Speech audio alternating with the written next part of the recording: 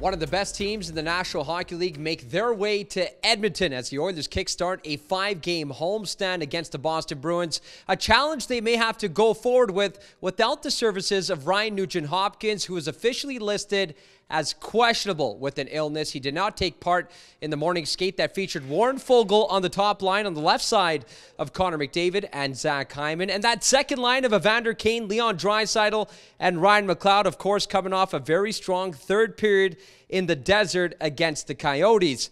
And on the back end, of course, led by Evan Bouchard, who carries a 4-game point streak coming into Wednesday night. He has 9 points during that span. His head coach talked about the effectiveness of his shot and his decision-making, whether to shoot or pass, especially on the power play, and ended his immediate availability with this great quote.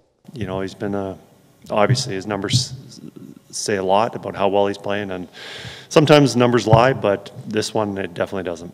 Yes, Chris, the numbers, of course, do not lie, especially so when it comes to the Oilers captain. Connor McDavid has 12 assists in his last 4 games, 24 points in his last 10, and despite the team winning back-to-back games to close out last week's 3-game road trip, the Oilers captain saying there's still room for improvement.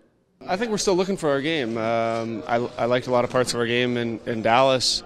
We've had stretches of really good play, and we've had stretches of play not so good. You know, I think last game kind of sums up, you know, where our game's been at. You know, good first period, wonky second, and a really good third. We're looking for some consistency. No better way to do it than against a really good team in Boston. And it will be Stuart Skinner getting the nod. He will make his 100th NHL start tonight in his last 26 games.